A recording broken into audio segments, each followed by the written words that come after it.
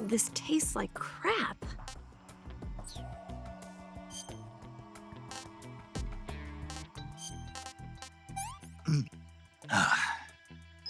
That's tasty.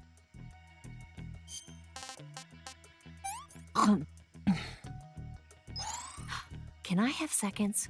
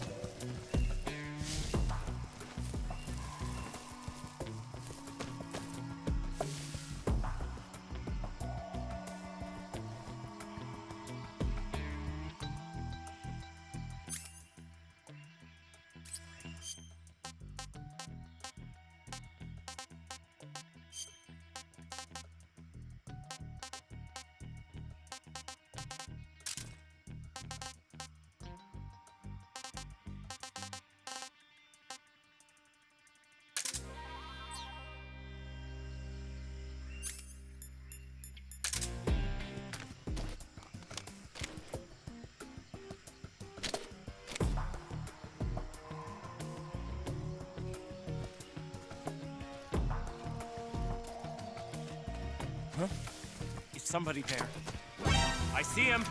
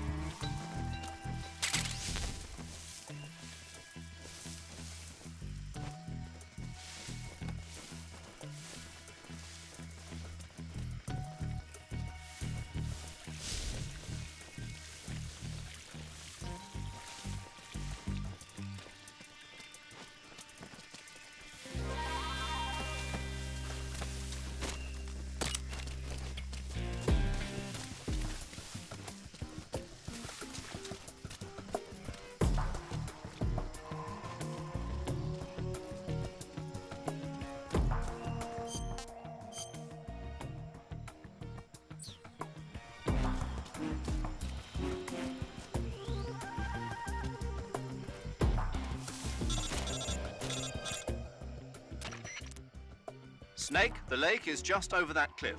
Eva should be able to climb it if you help her. Keep her close to you.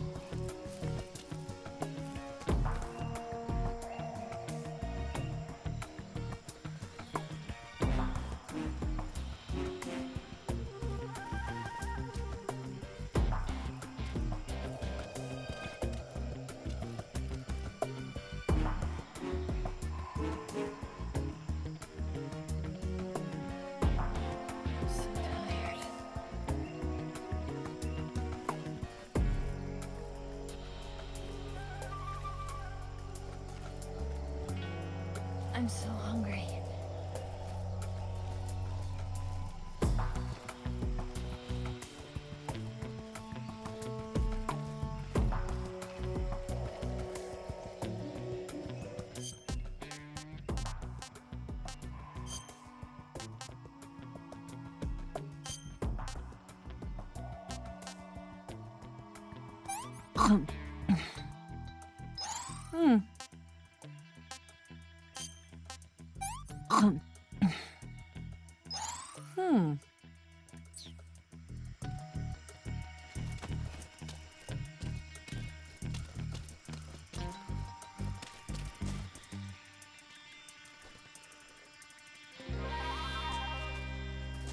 It's the enemy.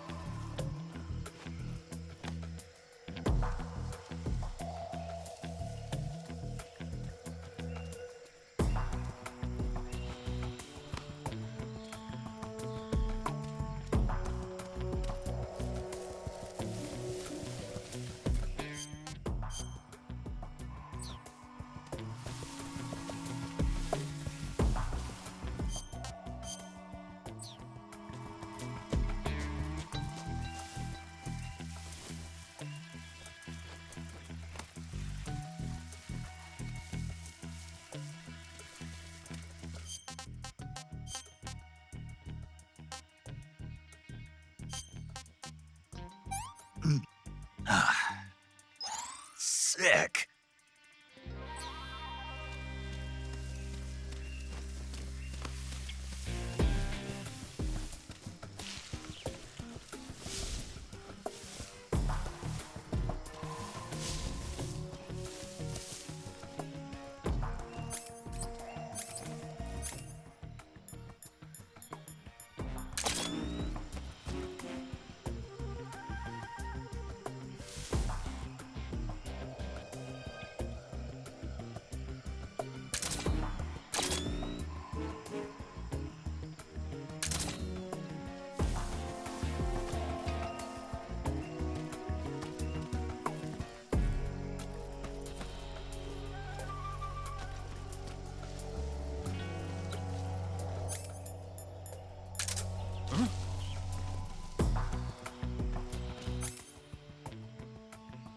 What's that noise?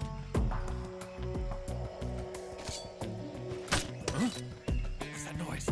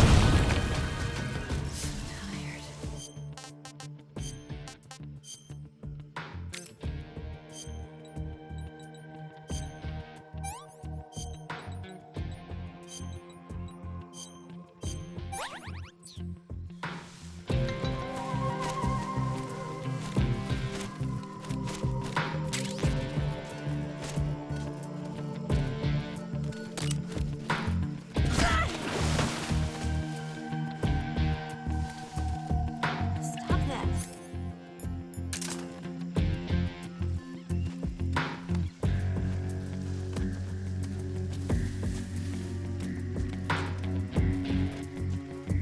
I'm so hungry.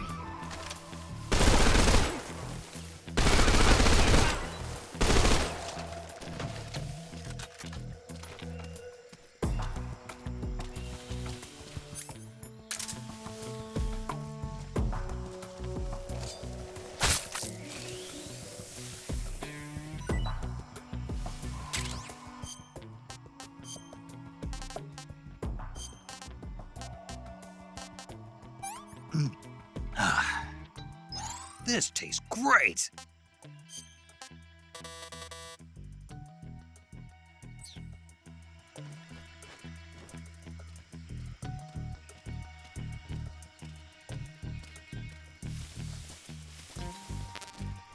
I'm so hungry.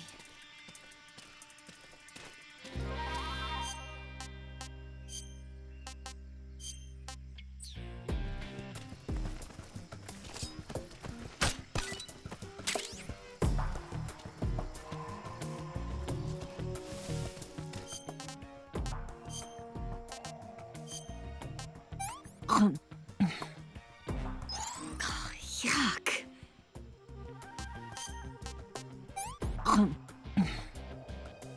What did you give me? I'm gonna puke.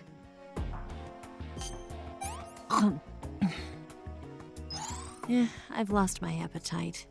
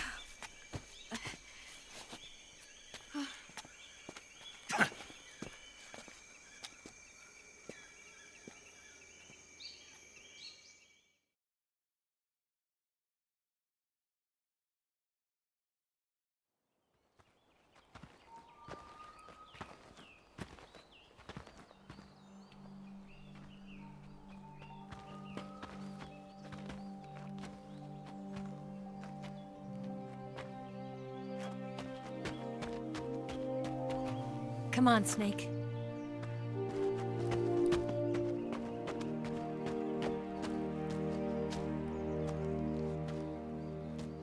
We made it. We made it. Over there.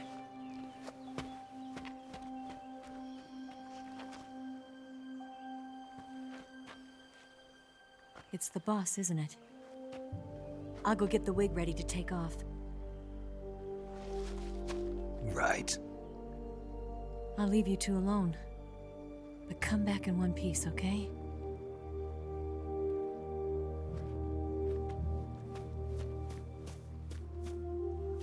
Promise me!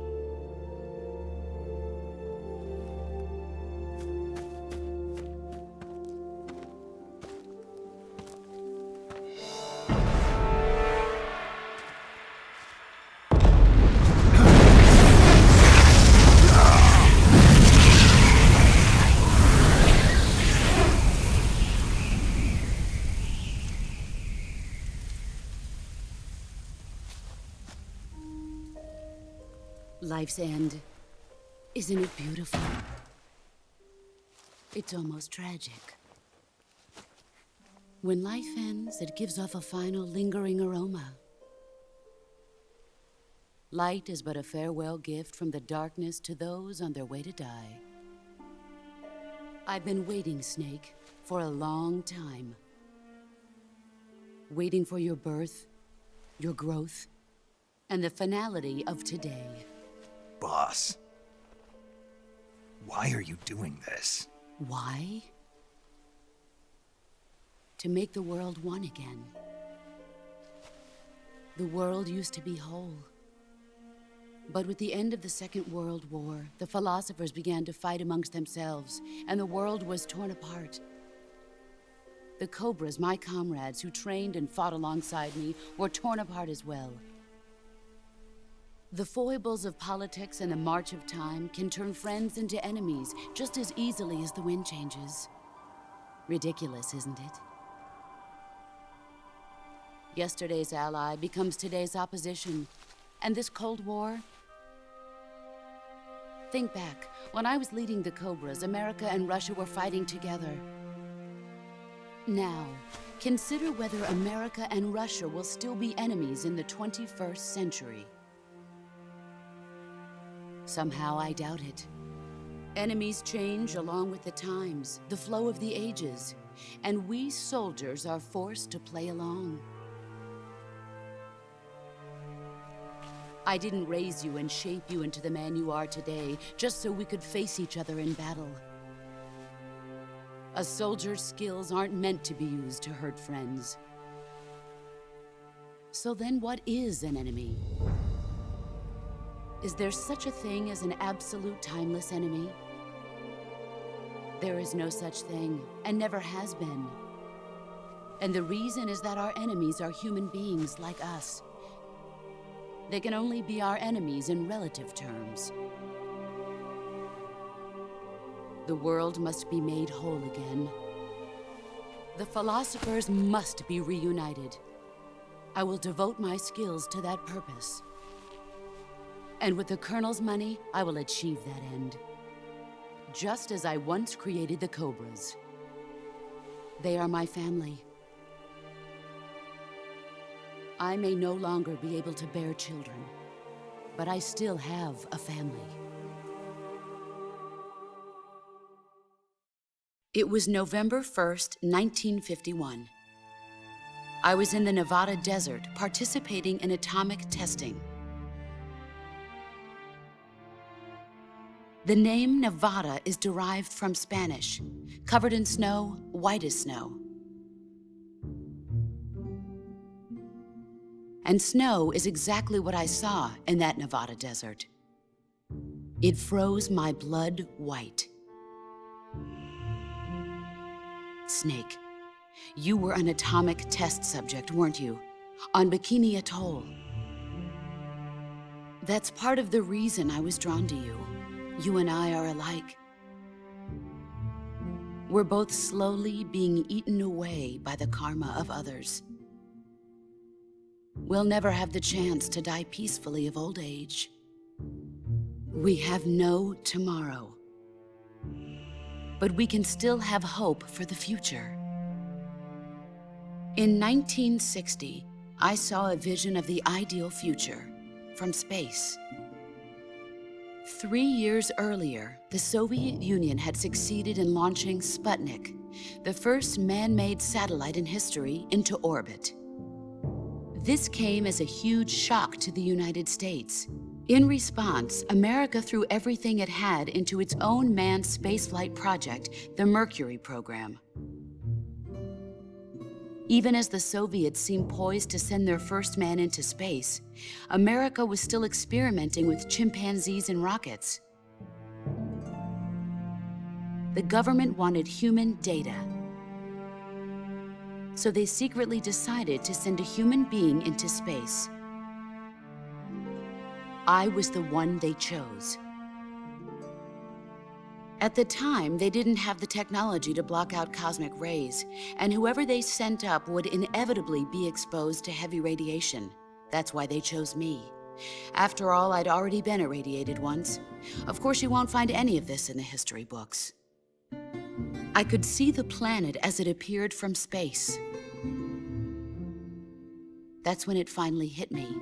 Space exploration is nothing but another game in the power struggle between the US and the USSR. Politics, economics, the arms race, they're all just arenas for meaningless competition.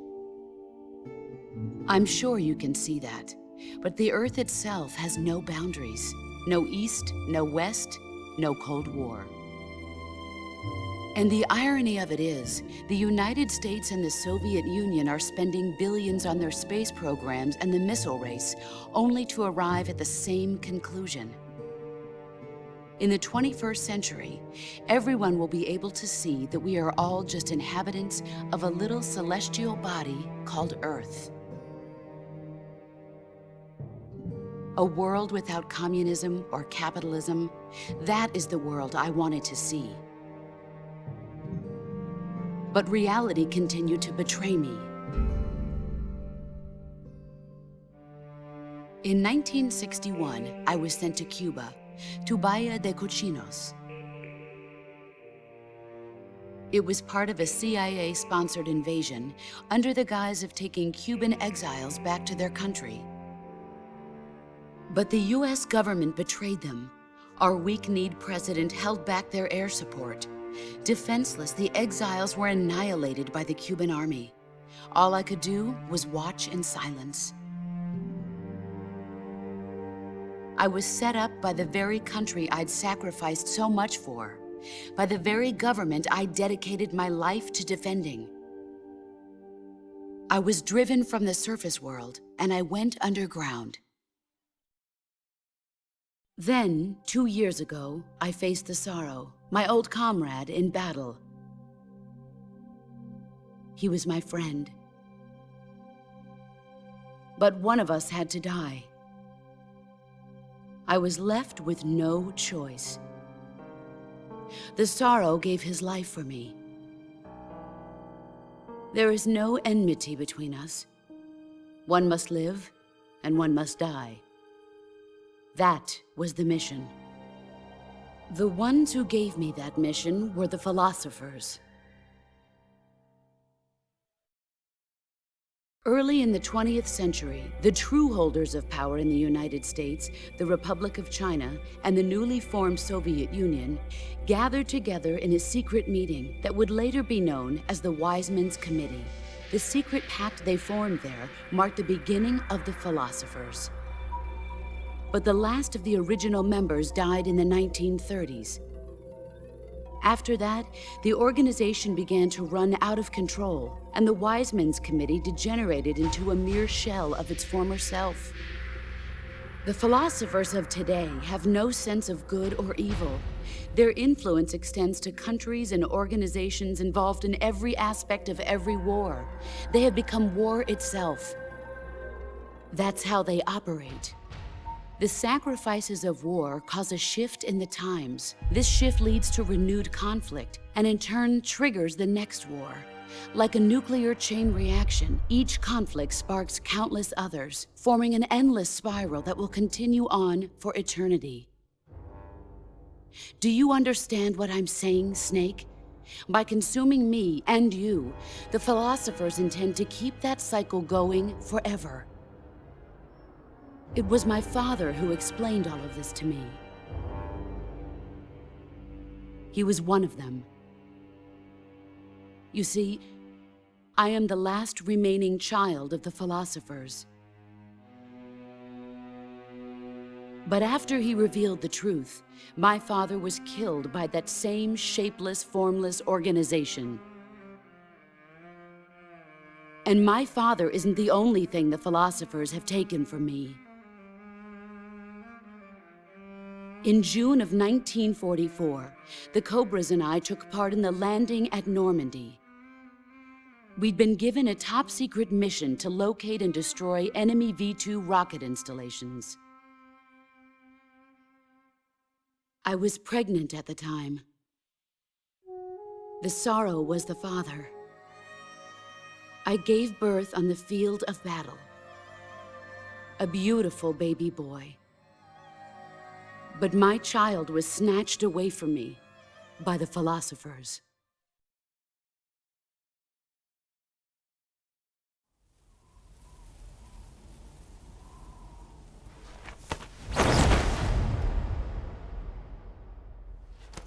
Look at this scar. This is proof that I was once a mother. I gave up my body and my child for my country. There is nothing left inside me now. Nothing at all. No hatred, not even regret. And yet sometimes at night, I can still feel the pain creeping up inside me, slithering through my body like a snake.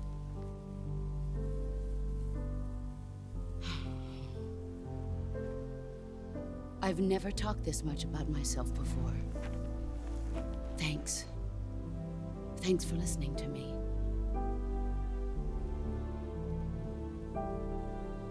I feel content. Snake? Commence the operation. I raised you. I loved you. I've given you weapons, taught you techniques, endowed you with knowledge. There is nothing more for me to give you. All that's left for you to take is my life, by your own hand. One must die, and one must live. No victory, no defeat. The survivor will carry on the fight. It is our destiny. The one who survives will inherit the title of boss. And the one who inherits the title of boss will face an existence of endless battle. I'll give you 10 minutes. In 10 minutes, MiGs will come and bomb the hell out of this place. If you can beat me in less than 10 minutes, you'll be able to escape in time. Let's make this the greatest 10 minutes of our lives, Jack. Boss. You're a soldier. Finish your mission. Prove your loyalty. Face me. I come.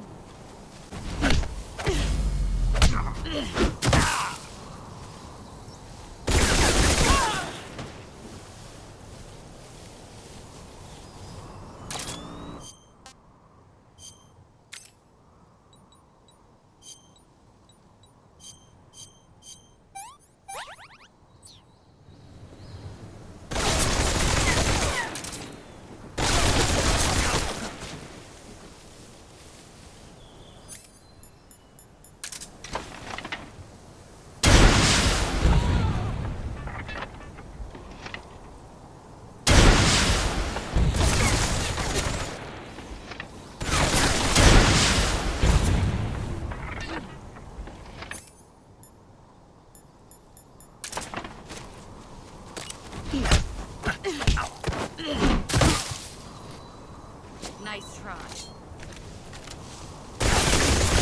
Heads up, Snake.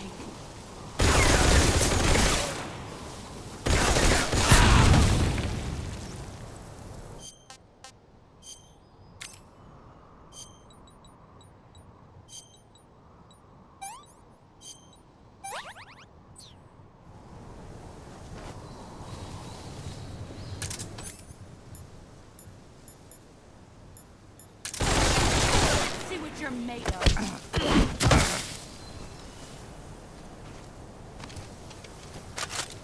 Is that all you've got?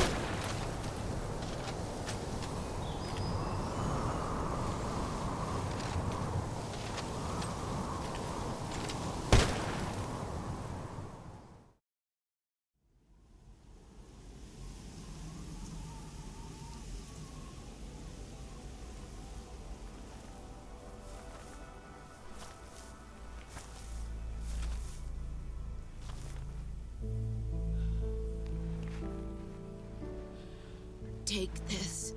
Keep it safe.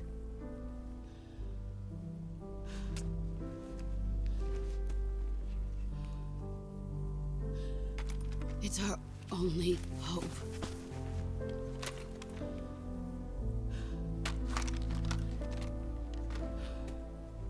A patriot?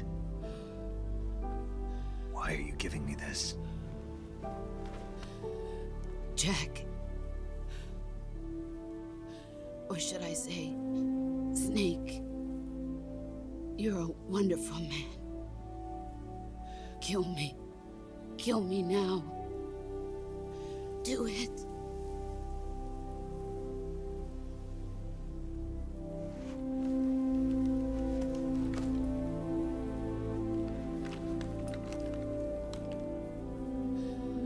There's only room for one boss and one Snake.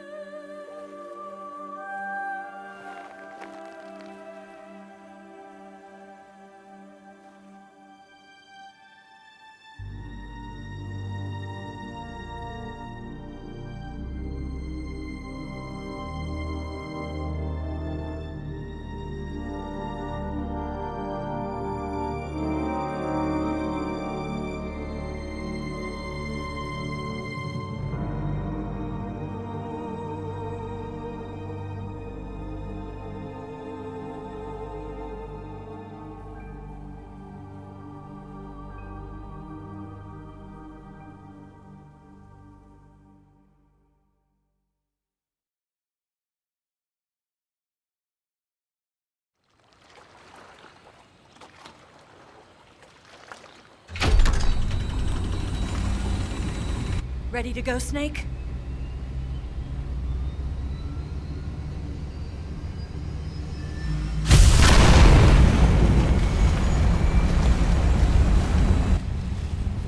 Are you okay? Snake? Yeah.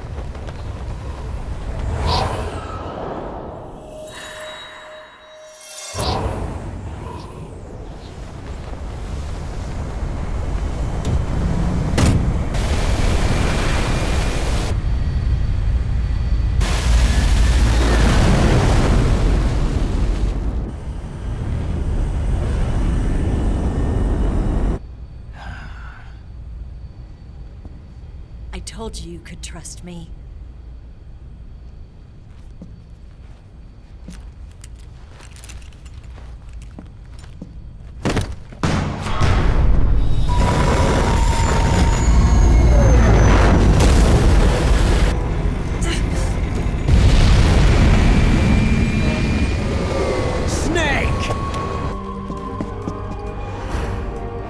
Ocelot!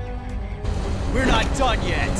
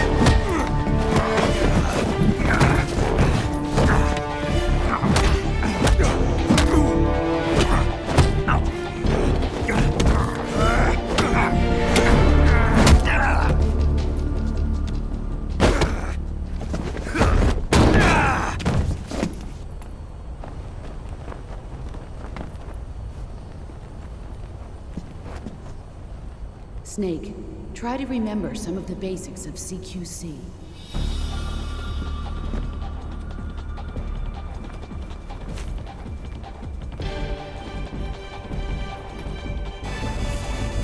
Not good!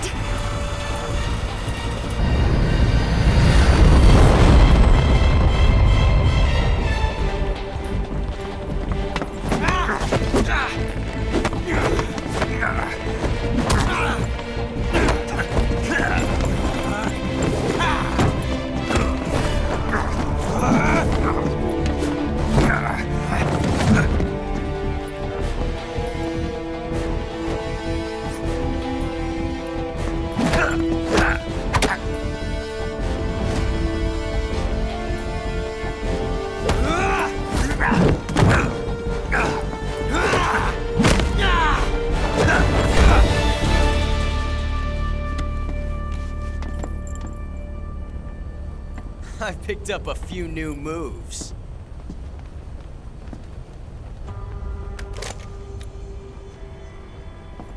Huh. It doesn't feel right to shoot an unarmed man. But I'll get over it. Eva!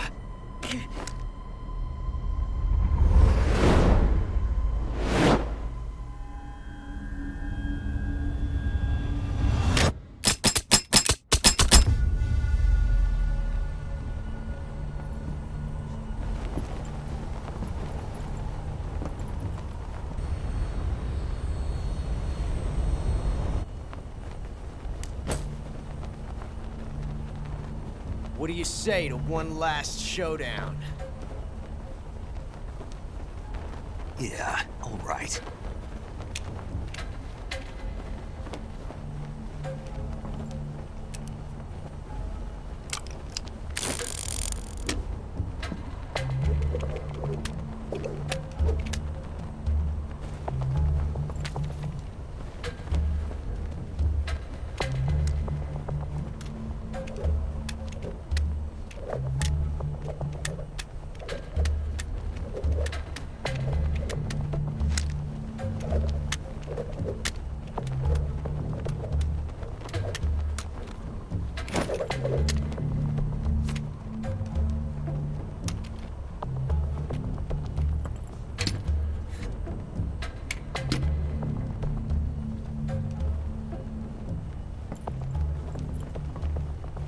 What's your name?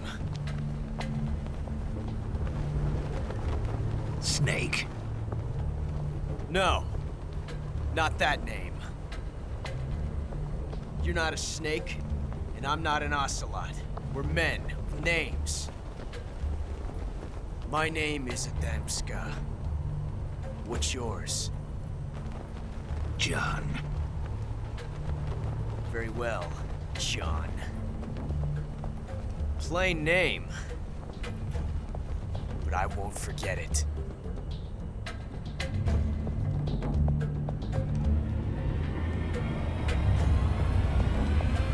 Come on!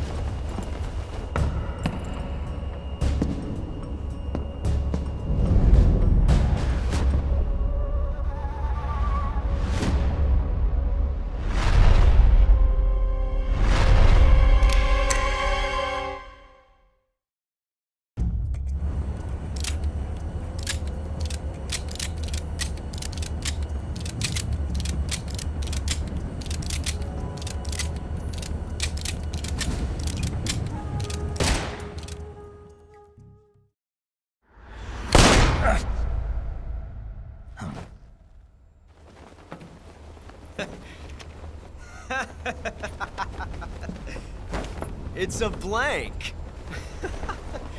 Oh, that was fun.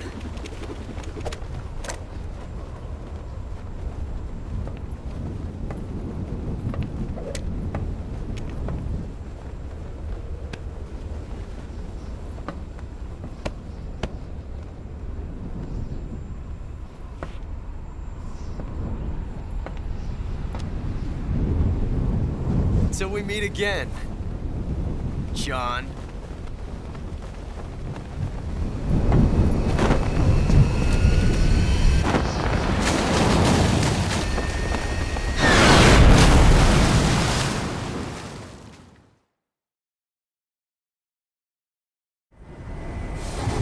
Snake! Give me a hand! Pull!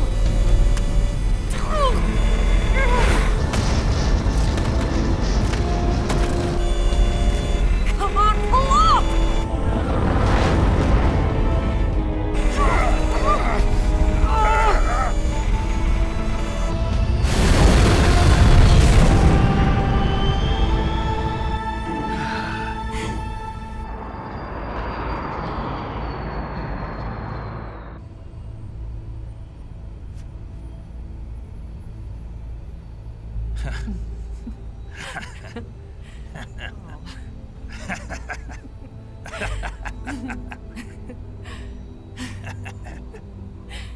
We made it. Yeah, we sure did.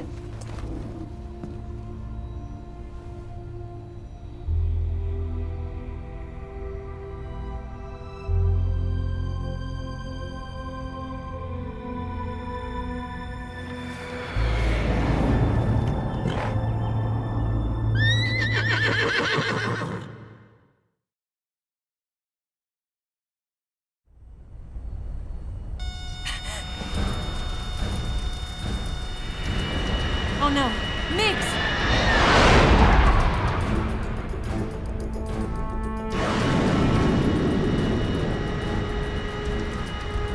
There's no way out! What are we gonna do? We've come too far to let them stop us now.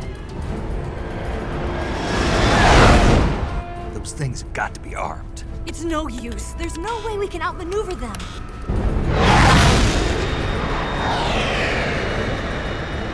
They're gonna shoot us down. We were so close. Weapon systems on. Locked on target. I got towed. You were great, Eva. Huh? Thanks.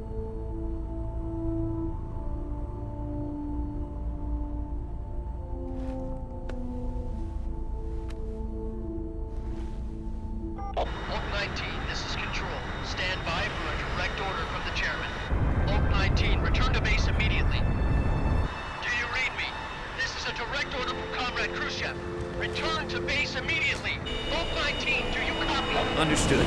Aborting mission. RTB. Look! The MiGs are turning back! Woo!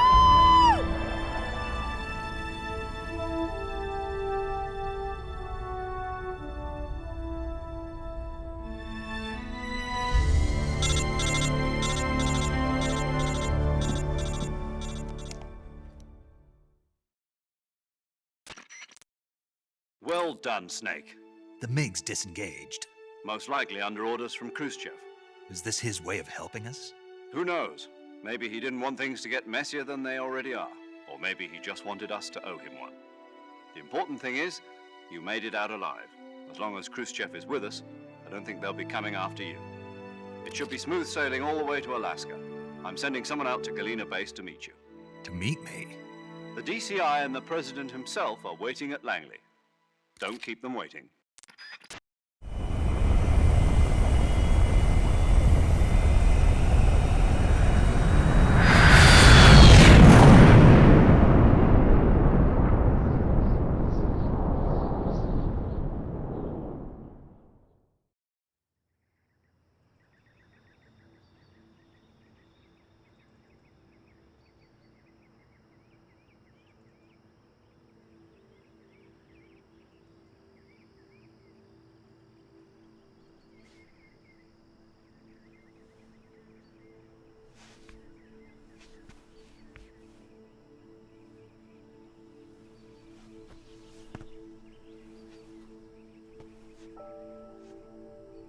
Scholars tell us that the first spy in history was the snake in the book of Genesis.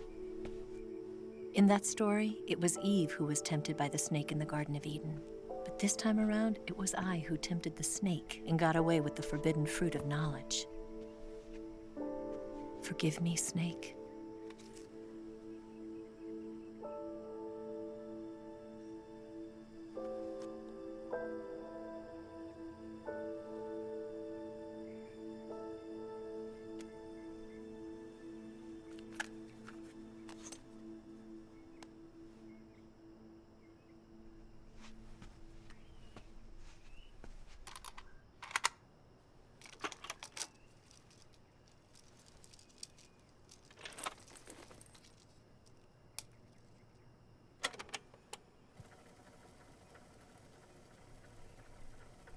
Good morning, Snake. I hope you slept well. First of all, I have to apologize. I wasn't sent by Khrushchev. I'm not a KGB spy, and I never worked for the NSA. I'm an agent of the People's Republic of China for the General HQ 2nd Department of the People's Liberation Army. It was all a lie. I tricked you. And I'm sorry.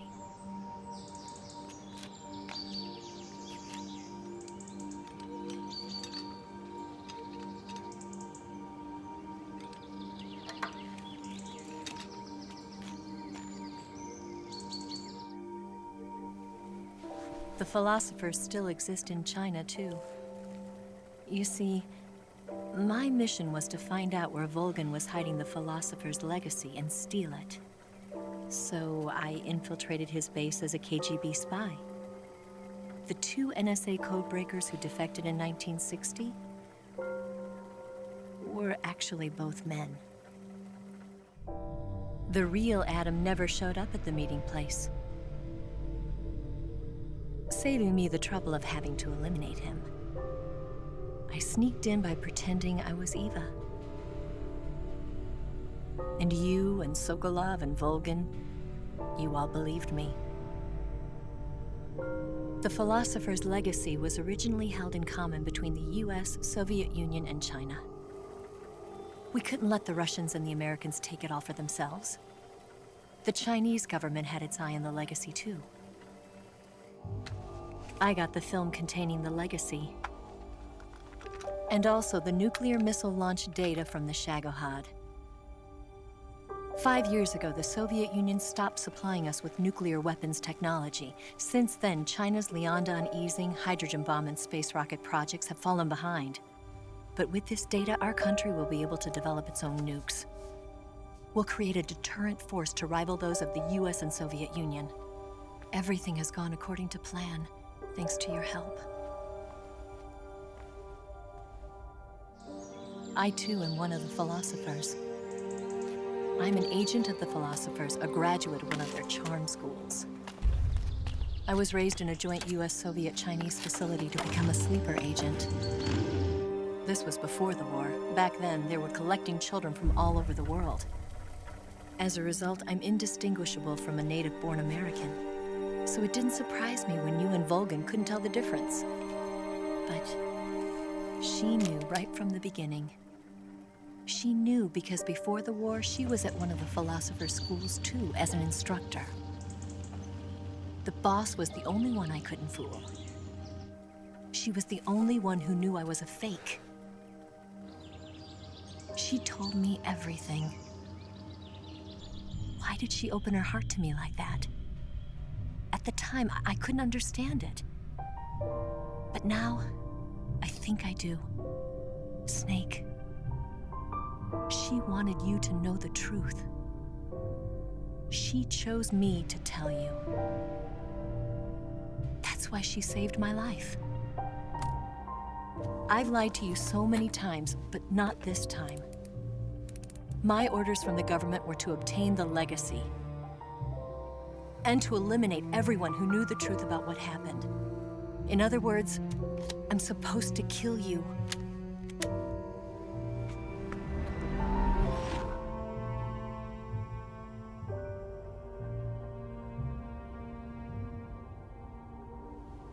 But I can't do it. Not because we loved each other. And not because you saved my life. But because I made a promise to the boss. And I intend to keep it. I just wanted you to know. And you have to live.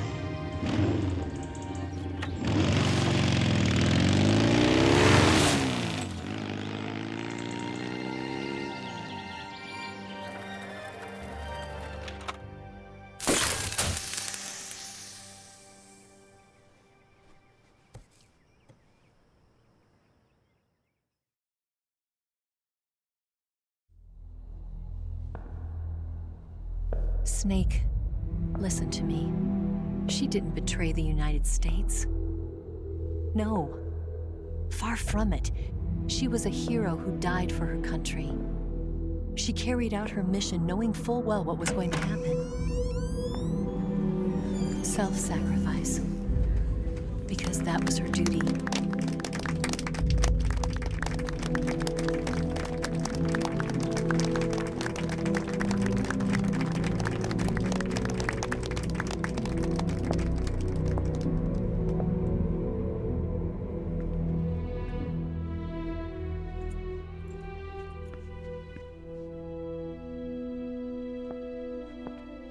You are above even the boss. I hereby award you the title of Big Boss.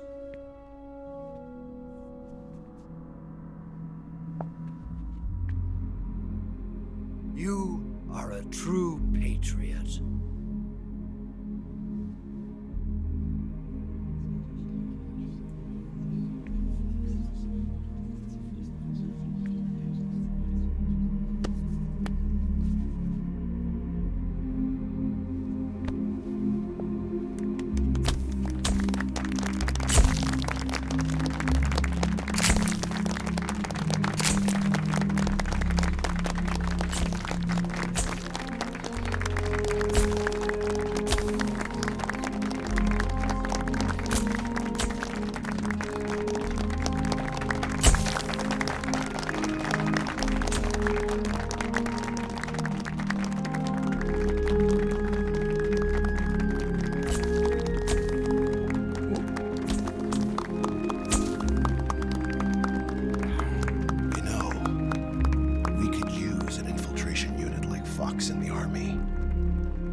Someone like him to handle our top secret sneaking missions for us. A man who combines the qualities of a soldier and an agent. The boss's defection was a ruse set up by the US government. It was all a big drama staged by Washington so they could get their hands on the philosopher's legacy. And the boss was the star of the show. They planned it so that they could get the legacy that Colonel Volgan inherited and destroy the Shagohod at the same time. Only a legendary hero like the boss could have earned Volgan's trust. Finding out where the philosopher's legacy was hidden was to be her greatest mission. Everything was going according to plan. But then something happened that no one could have predicted. Colonel Volgin fired an American-made nuclear warhead at Sokolov's research facility.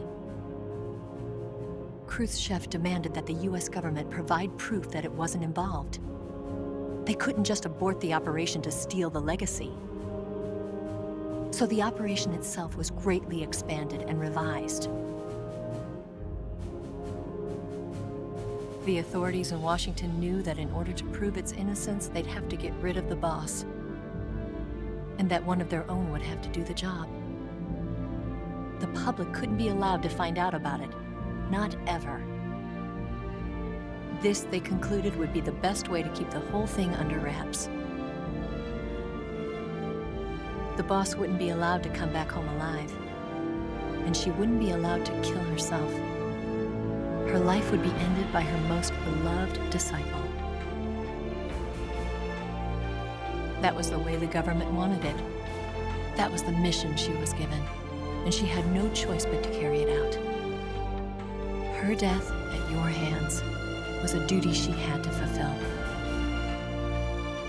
Out of duty, she turned her back on her own comrades. A lesser woman would have been crushed by such a burden.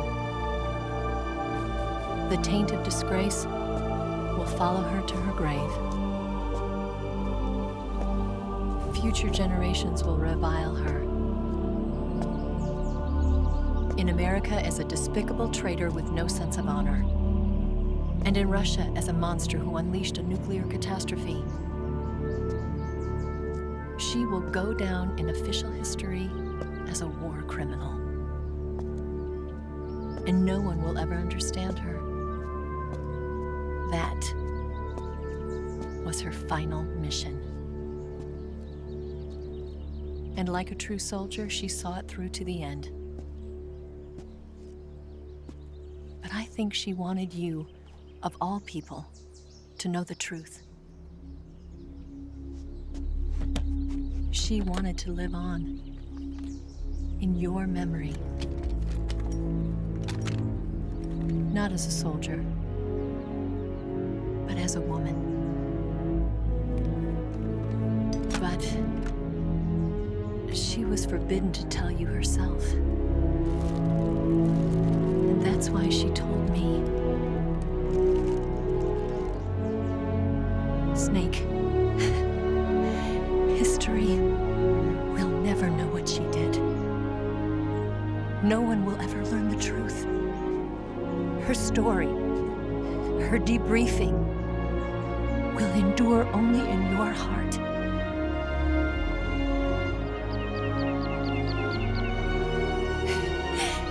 Everything she did for her country.